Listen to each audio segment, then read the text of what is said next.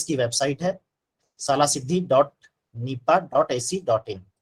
हम जैसे इस पे क्लिक करते हैं, अगर हम इसे मोबाइल पे यूज करेंगे तो हमें 2 बार इसमें डेस्कटॉप साइट करना होता है चूज।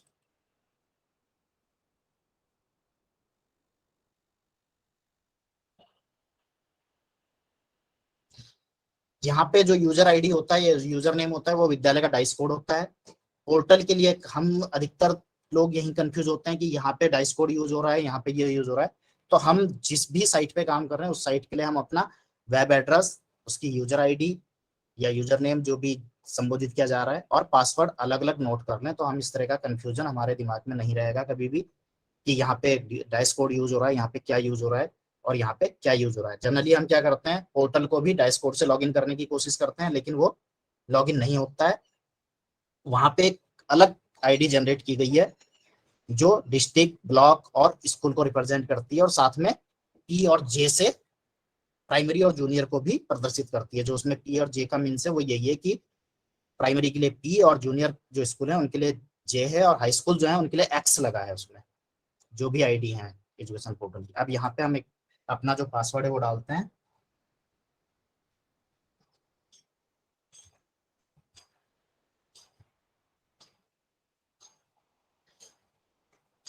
जैसे ही हम सबमिट करेंगे, लेकिन उससे पहले अभी मैं लॉगिन करने से पहले एक चीज बता दूं, फॉरगेट पासवर्ड, इसमें भी सबसे बड़ी दिक्कत यही आती है, फॉरगेट पासवर्ड।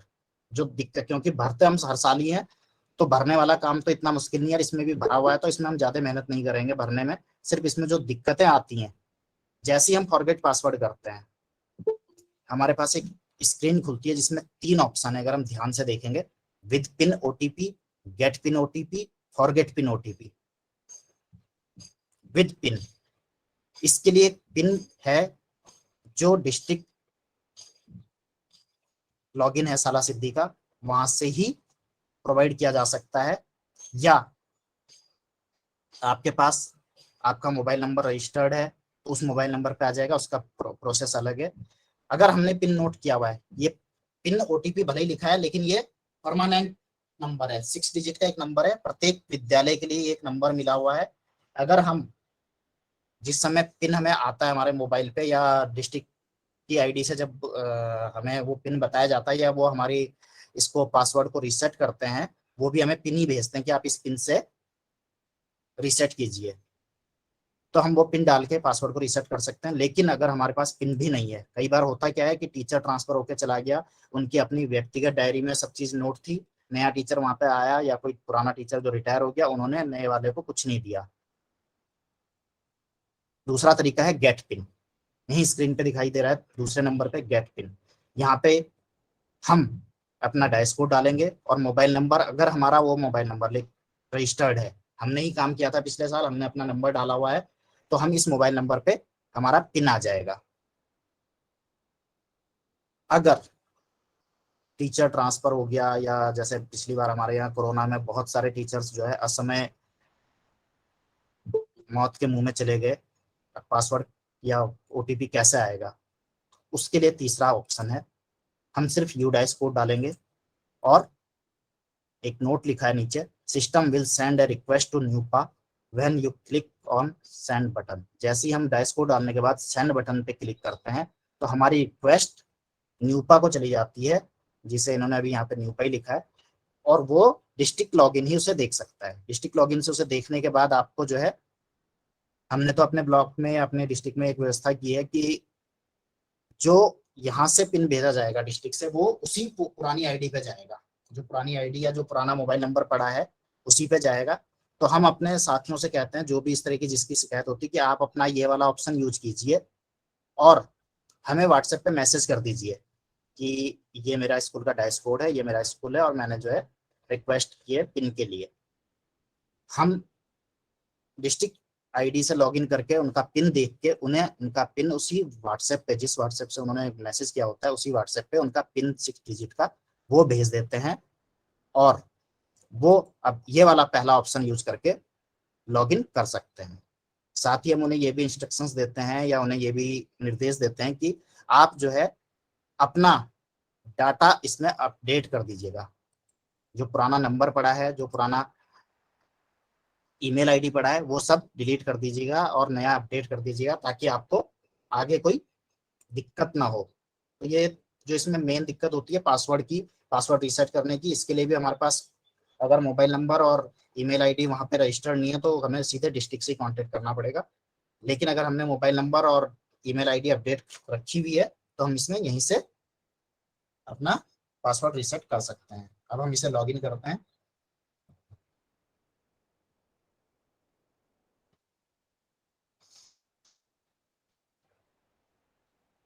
इस तरह का एक पेज खुलता है जिसमें हम, जो मैंने सबसे पहले कहा था, हमने मान लिया पासवर्ड रिसेट कराया, तो हम यहाँ पे अपना मोबाइल नंबर और मेल आईडी अपडेट करेंगे सबसे पहले, ताकि अगली बार हमें इस तरह की दिक्कत का सामना ना करना पड़े। अपनी प्रोफाइल चेंज कर लेंगे। साला सिद्धि में जो सबसे पहले भरने के लिए होता है लर्नर्स से स्टार्ट होता है। ये जब हमारा कंप्लीट हो जाता है तो सारे ग्रीन टिक हो जाते हैं और फाइनल सबमिशन डन 2021-22 के लिए कंप्लीट हो गया होता है। डाटा जो भी भरा जाता है साला सिद्धि में वो 30 सितंबर 2000, उस सत्र का जो 30 सितंबर होता है उसके आंकड़ों के आधार पर भरा जाना होता है। लर्नर्स प्रोफाइल, ये सब डाटा भरा हुआ है। यहाँ से काम नहीं चलेगा, चलिए कोई नहीं, दूसरी जगह से करते हैं।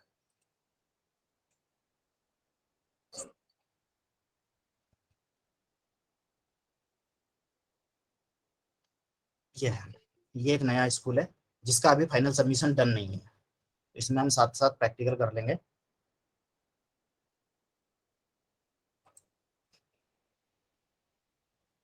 यहाँ पे छात्र संख्या हम भर देंगे।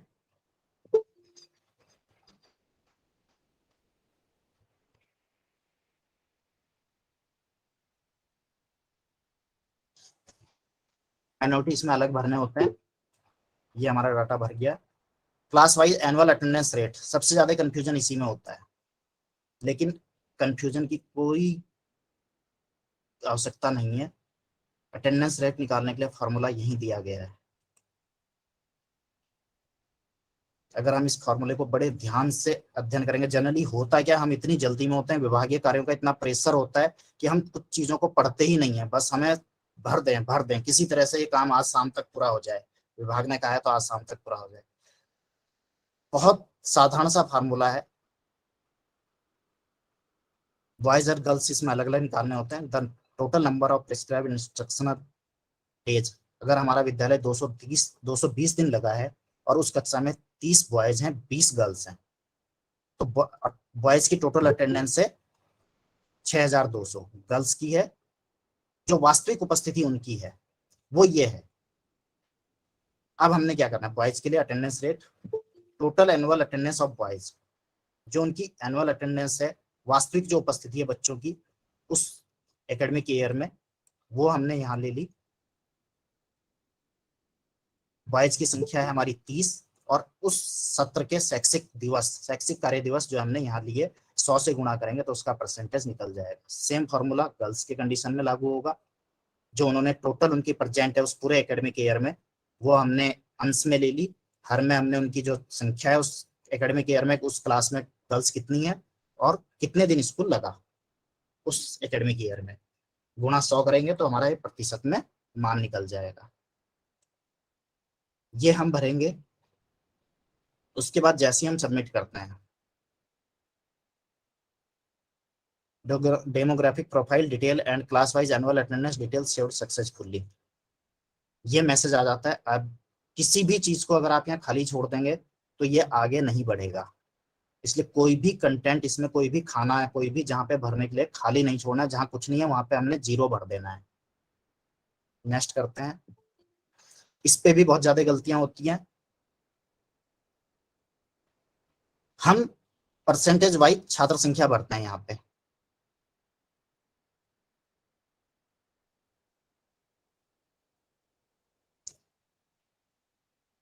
जबकि यहाँ पे हमें उन छात्रों का प्रतिशत भरना होता है।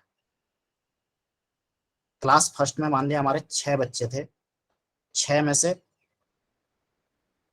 3 बच्चे हमारे 61 से 70 नंबर वाली कैटेगरी में आए तो हम यहाँ पे 50% भरेंगे, सीधे सीधे 50% हो गया।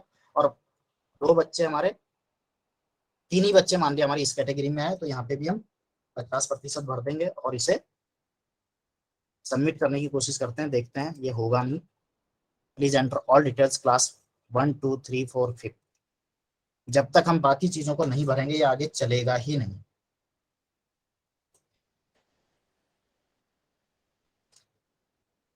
तो ध्यान देने की वाली बात यहाँ पे यही है कि हमें इसमें छात्र संख्या नहीं भरनी है। जनरली इसमें गलती यही होती है कि हम यहाँ पे छात्र संख्या भरते हैं, 6 में से 3 बच्चे 61 से 70 में आ गए और 3 बच्चे यहाँ आ गए।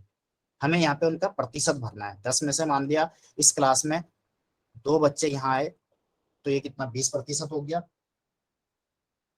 4 बच्चे हमारे यहाँ आए तो ये 40% हो गया। 3 बच्चे यहाँ आए हमारे तो ये 30% हो गया।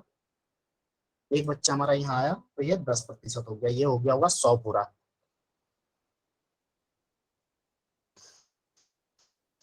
तो यहाँ पे हमें छात्र संख्या ना भर के उनका प्रतिशत भरना होता है, उस कक्षा में किन बच्चों ने कितना प्रतिशत बच्चे जो है इस कैटेगरी में इस रेंज में आए हैं। जब हम इसे पूरा भरेंगे, क्योंकि इसका हमारे पास कोई भी रिकॉर्ड नहीं है तो इसलिए मैं इसे आगे नहीं भर रहा हूँ। इसके बाद ये प्रोफाइल हमारी कंप्लीट हो जाती है। देन टीचर्स अटेंडेंस, यहाँ पे भी गलतियां बहुत ज्यादा होती हैं। Type of leave more than 1 month, जो लंबी छुट्टी पे उस एकेडमिक ईयर में है उन टीचर्स का नंबर्स यहाँ पे संख्या आ जाएगी। मान लिया 2 टीचर्स, किसी स्कूल में 4 टीचर हैं और उनमें से उस साल में 2 टीचर मैटरनिटी लीव पे गए हैं या सीसीएल पे गए हैं, जिन्हें जो 1 महीने से ज्यादा जिसका योग हो रहा है, तो उनकी संख्या यहाँ आ जाएगी। और अप टू 1 वीक बाकी टीचर्स यहाँ आएंगे, क्योंकि 1 सप्ताह से अधिक की छुट्टियां उस एकेडमिक ईयर में अधिकांश टीचरों ने ली होती हैं। ऐसा कोई शिक्षक होगा जो 7 दिन से कम छुट्टी उस एकेडमिक ईयर में ले रहा है। तो 1 मंथ से ऊपर जिन्होंने ली है वो यहाँ आ जाएंगे। उनकी संख्या मान लिया 4 में से 2 यहाँ है तो 2 यहाँ आ जाएंगे बाकी।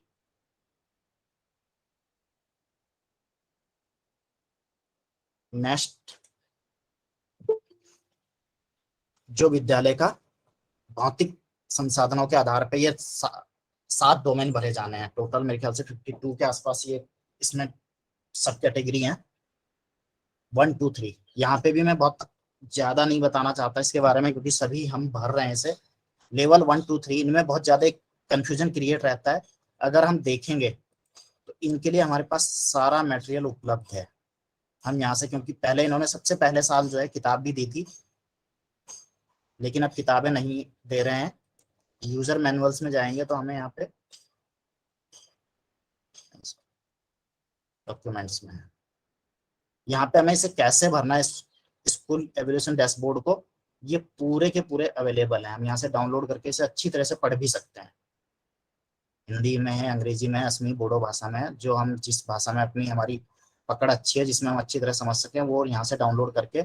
लेकिन मोटे तौर पे जो वो है, एक क्राइटेरिया है कि विद्यालय लेवल 1 जो है निम्न स्तर, 2 मध्यम स्तर और लेवल 3 एक उच्च स्तर को प्रदर्शित करता है, अगर हम उस किताब को पढ़ेंगे अच्छी तरह से।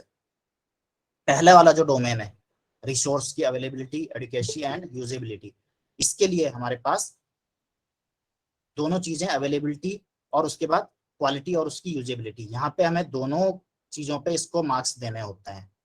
मान लिया हमारा स्कूल प्रीमिसेस लेवल 2 पे मध्यम स्तर का है, कोई जरूरी नहीं है कि उसकी क्वालिटी और यूजेबिलिटी लेवल 2 की ही हो सकता है हम उस प्रीमिसेस जो हमारा है उसको हम यूज ही नहीं कर रहे हैं किसी भी तरह से, तो वो लेवल 1 भी हो सकता है।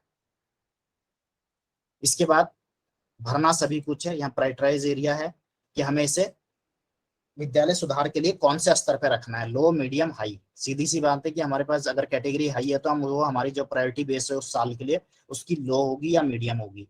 जहां हम अपने आप को सबसे कम स्तर पे आंकते हैं तो वहां पे मान लिया मेरे यहाँ क्लासरूम की सबसे ज्यादा इस समय कमी है, मात्र 3 क्लासरूम है और हमारे पास 150 के करीब बच्चे हैं, तो हमारा ये स्तर सबसे हाई प्रायोरिटीज पे होगा। इस तरह से टोटल 7 डोमेन भरने होते हैं। जब तक इसे कंप्लीट नहीं करेंगे ये आगे नहीं भरेगा। 7 डोमेन भरने के बाद अंतिम चरण में आता है एक्शन फॉर इम्प्रूवमेंट प्लान। अब हमने अपने विद्यालय को इम्प्रूवमेंट के लिए क्या प्लान तैयार किया है। मिशन स्टेटमेंट लिखना होता है, क्योंकि अगर यहाँ भी हम खाली छोड़ेंगे तो ये इसको लेगा नहीं। और एक चीज इस पे ध्यान देने वाली बात है, जो दिक्कत सबसे ज्यादा आती है वो ये है कि अगर हम इस काम को आधे में छोड़ देते हैं, किसी वजह से सबमिट नहीं होता, तो ये सारा इरेज हो जाता है। इससे पहले तक का जितना भी हम काम करेंगे वो सेव रहेगा। आपने मान लिया 4 डोमेन भर दिए, 4 डोमेन आपके सेव रहेंगे, उसके बाद आप आगे से चल सकते हैं। लेकिन यहाँ पर स्थिति ये होती है कि अगर हमने इसमें किसी वजह से हमारा नेटवर्क चला गया, आधे में छोड़ दिया या सबमिट नहीं हो पाया फाइनल, तो ये पूरा का पूरा इरेज हो जाता है। इसे हमें पूरा दोबारा भरना होता है।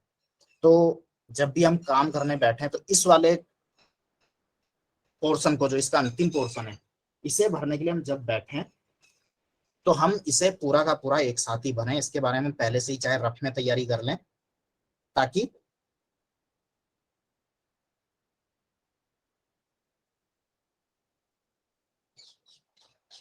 हम इसे एक साथ कंप्लीट कर लें और हमें दोबारा से इसे सारा का सारा भरने की दिक्कत फेस ना करनी पड़े।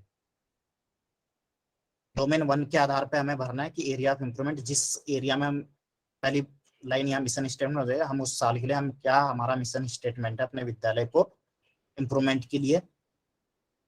फर्स्ट डोमेन में हमें 4 चीजें दी गई हैं कि हमें किस एरिया में हमें लगता है कम है। मान लिया मेरे यहाँ तो क्लासरूम की समस्या है, तो मैं यहाँ पे क्लासरूम लिखूंगा।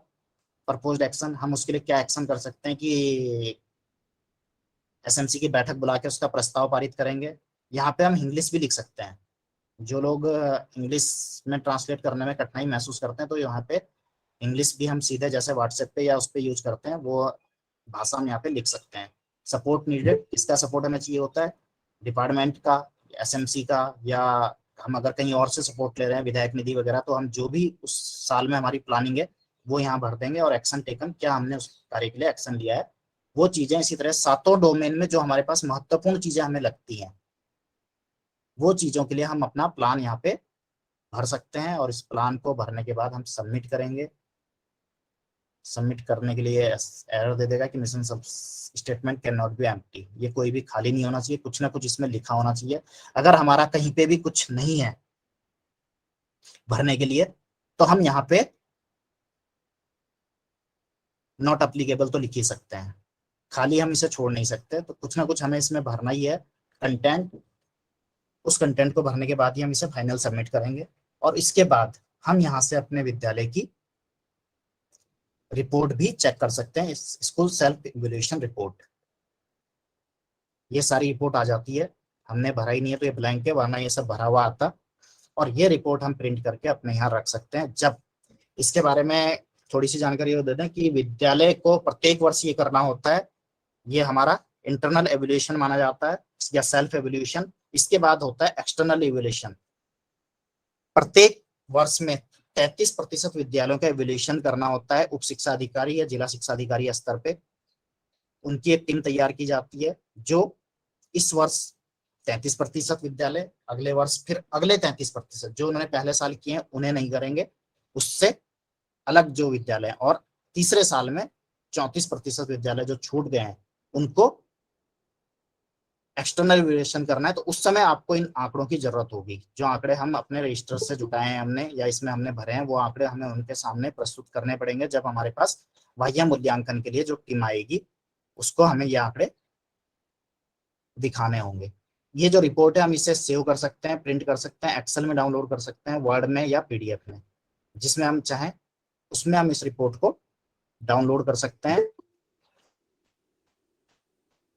तो ये साला सिद्धि भरने के लिए जो मेन पॉइंट्स थे वो हमने उसके बारे में बताने की कोशिश की है। और कहाँ पे इसमें दिक्कतें आती हैं, सबसे अधिक दिक्कतें पासवर्ड की और पिन की आती हैं। उसके बारे में मैंने आपको बता ही दिया है कि कैसे हम उस चीज को प्राप्त कर सकते हैं। और अगली बार हमें इस तरह की दिक्कतें ना आए तो हम उसमें सीधे से अपनी प्रोफाइल को चेंज करके सेटिंग कर सकते हैं कि हमारा अपना मोबाइल नंबर हो उसमें, जिस उस विद्यालय में काम कर रहा है, जो भी बंदा इस चीज को देख रहा है, उनका अपना मोबाइल नंबर हो और अपना ईमेल आईडी हो, ताकि हमें जो फॉरगेट पासवर्ड का सेकंड नंबर, अगर हम पिन भूल भी गए तो हम सेकंड नंबर को यूज करके आराम से हम अपना पिन प्राप्त कर सकते हैं और उस पिन से हम पासवर्ड बना सकते हैं। तो साला सिद्धि में मेरे ख्याल से इतना ही काफी है, क्योंकि हम भरते हर साल ही हैं, लेकिन जो दिक्कतें जहाँ पे आती हैं उन्हीं दिक्कतों पे आज बात करने की कोशिश की गई है। उम्मीद करता हूँ कि आगे से ये दिक्कतें हम जो है कम फेस करेंगे, और जब हम इस पे प्रैक्टिस करते रहेंगे तो निश्चित रूप से हम अच्छी तरह से इस कार्य को कर लेंगे। साथियों, अगर अभी तक आपने इस चैनल को सब्सक्राइब नहीं किया है तो प्लीज सब्सक्राइब का बटन दबाकर इसे सब्सक्राइब करें, घंटी का बटन दबाकर ऑल नोटिफिकेशंस ऑन कर दें ताकि हमारे लेटेस्ट वीडियोज आपको मिलते रहें। आपका बहुत बहुत धन्यवाद।